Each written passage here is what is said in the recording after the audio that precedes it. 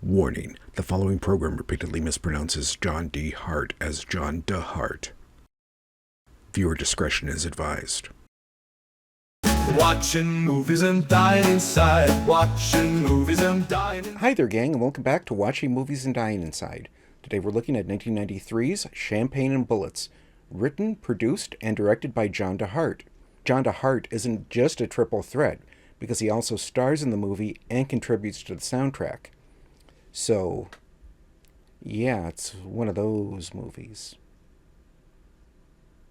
Now you're probably thinking that that's a pretty good-looking poster. Well, it was actually created for a more recent physical media release.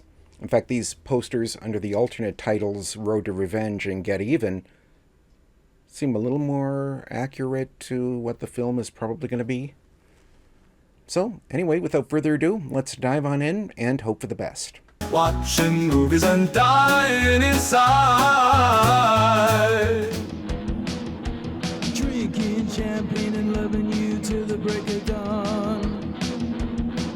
So this co-stars Wings Hauser and William Smith. William Smith, I know because he was on an episode of the Justice League cartoon.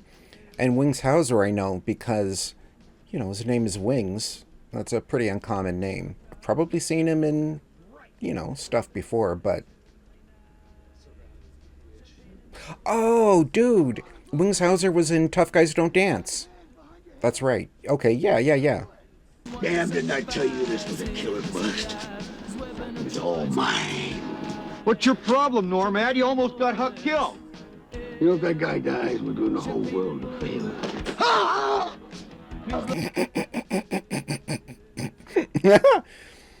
Is that guy's name Normad? I took over and started trailing them on my own time. Well, obviously off the clock. And what else did you observe, officer? Well, I tailed them for a couple of days. They, probably should have put a microphone on the guy playing the judge. Specifically, Normad, who did he approach?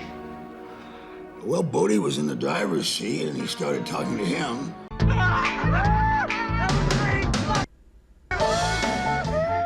Okay, so I guess John De Hart and Officer Finney, the Wings Hauser character, got kicked off the police force because the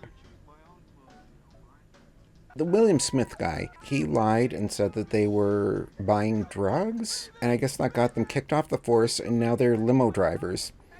And John De Hart is driving around a bunch of 25-year-olds on their way to the high school prom.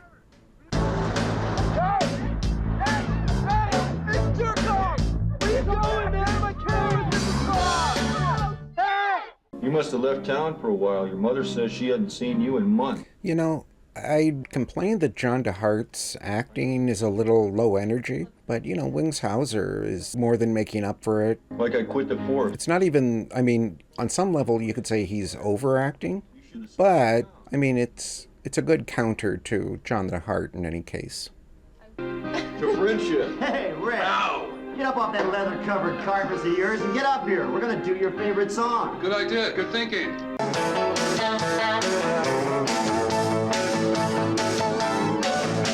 it's leaking and it's sliding all across the floor.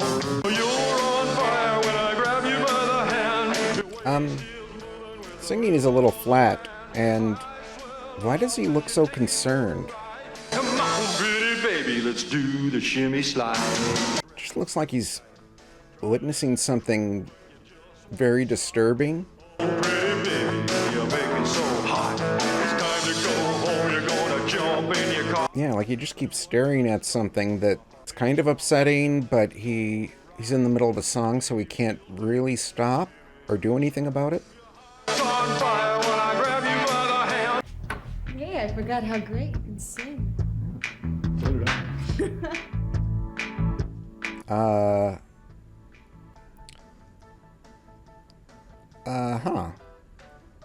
So they went into a pretty normal, boring-looking bar.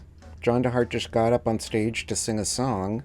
There were a couple of line dancers, and then when he finished, a woman in a tank top and thong bikini got up there and started taking her clothes off. That's kind of confusing.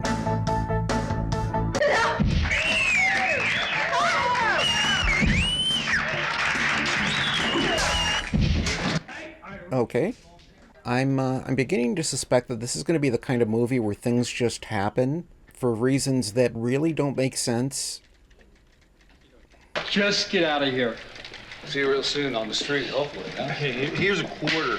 Buy yourself a personality. Oh, let's go home. What a way to spend a work day. That was kind of uncalled for. They're members of a cult, of devil worshippers. The crowd I got into, they started getting involved in a coven. They started attending these meetings. We're about maybe a half an hour into the movie. This is some weird stuff to drop a half an hour into the movie.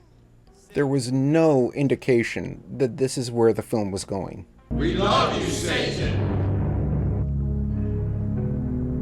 Throughout the ages. What? Okay, so William Smith is the leader of this satanic cult.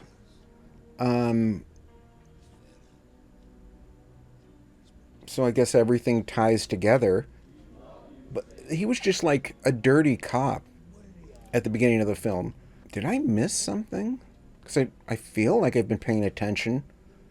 But yeah, that's... We love you, Satan. To be or not to be, that is the question.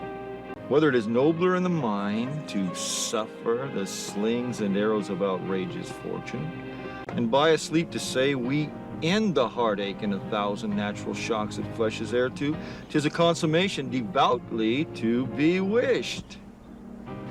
I don't think Shakespeare's ever been performed so well. You are sticking it out with me. You know why? Because, excuse me, yo, Pink, we're celebrating tonight, okay? We're celebrating. If I had a criticism of this film, it would be that the scenes just go on way too long, past any point that they really needed to.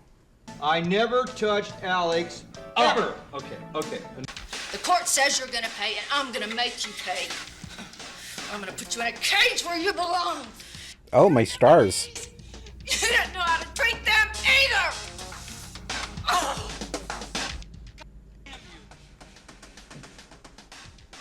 You get your day in court. And right now you're coming with us. Yeah, listen, I used to be a cop, right? And I'm not going anywhere. You've been discussing me. No, your name just came up in the conversation. So, Finney's ex-wife is in league with Normad, the cop who was also a satanic cult leader. Why? You... Oh, my stars.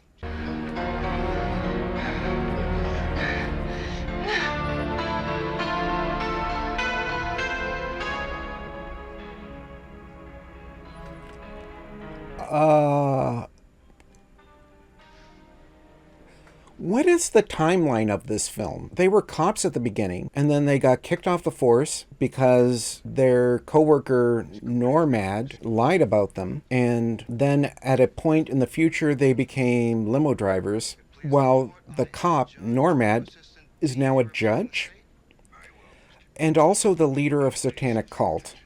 You have not been recognized by this court. Will you remain silent, please? For Christ's sakes, who the hell do you think you are, huh?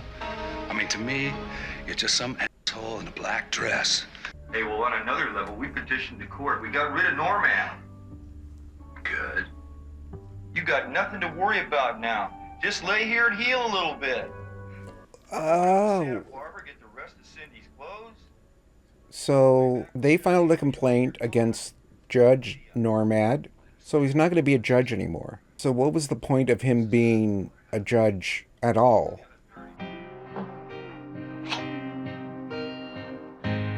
I'll be with you when you want me. So he's taking a bubble bath.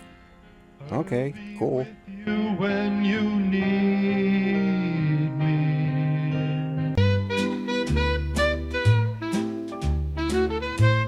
Something I've got to know right now. Do you want me everlastingly? Oh, this scene just keeps on going, huh? Are we ever gonna get back to that whole satanic cult storyline? Because they dropped that bombshell like 40 minutes ago. And it kind of seems like maybe we should check in on that again. Come on, come here. Does that make sense? It's the little things. It's like, hi, hello, how are you? You're so looking nice. Put a little... What am I doing? Reciting the noble noises of... I have two questions. Why is he rambling in a swimming pool fully clothed? And who are those women? Well, I guess also, if I'm being honest, kind of curious whose swimming pool he's in. No, and I'm serious when I say this, okay? Huckleberry Finn, what'd he do? Just came over to tell you, Cindy and I are getting married. As you know, no one else. You gotta be my best man.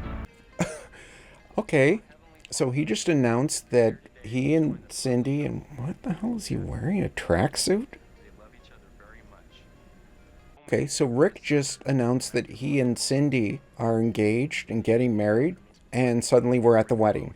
Like, seriously, what is he wearing? Cynthia Westport. Snake. Scar. Okay, I guess we're finally getting back to the cult stuff. My home.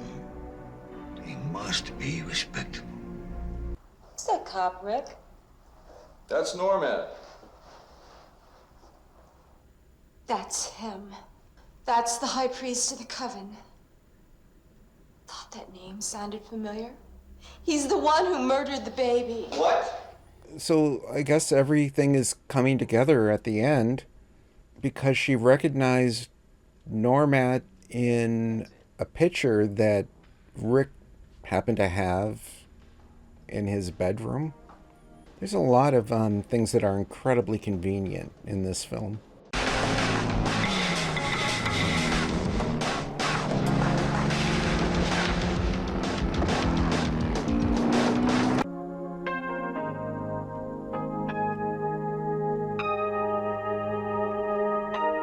Is she dead?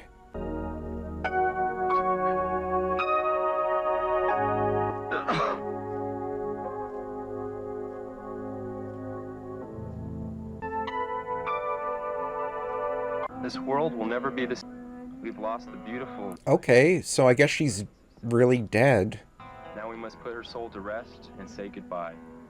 That's, In admiration for all the...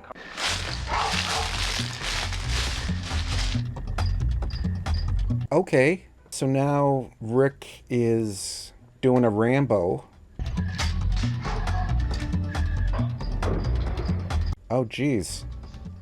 I feel like that guy could have just fallen off the roof. Didn't really need to do the elaborate jump, but, you know, whatever. Hey there, Double Ugly.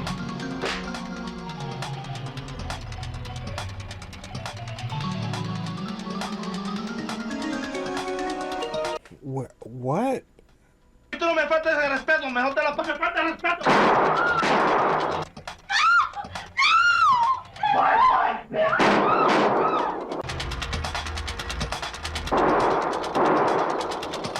Yeah, you know, nothing about this movie makes any sense.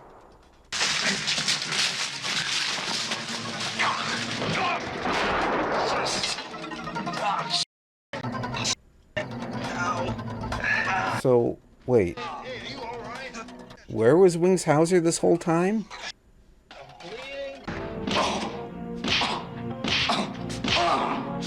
The punches might be a little more believable if they didn't have that goofy sound effect over them.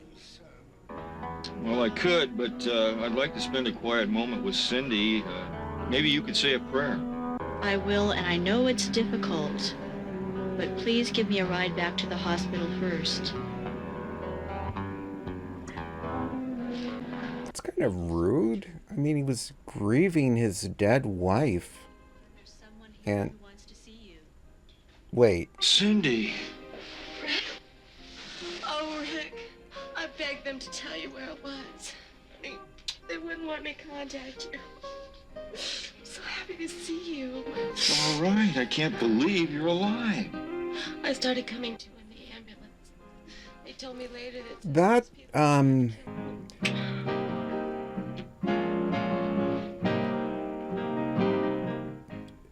He was with her when she died. So they just faked her death and had a full funeral and convinced Rick, her husband, and her mother and father. Nothing about this film makes any sense. Okay, so that was Champagne and Bullets. That was a weird movie. The scenes went on way too long, okay? This movie was an hour and 40 minutes. You probably could have cut like a minute, maybe 2 minutes out of every scene.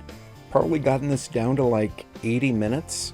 It was strange and very unpredictable, so I wasn't dying inside. But it was also kind of boring. Yeah, that's a weird combination. If you want to see Wings Hauser really going for it, here you go. That was a weird one. So yeah, that was Champagne and Bullets.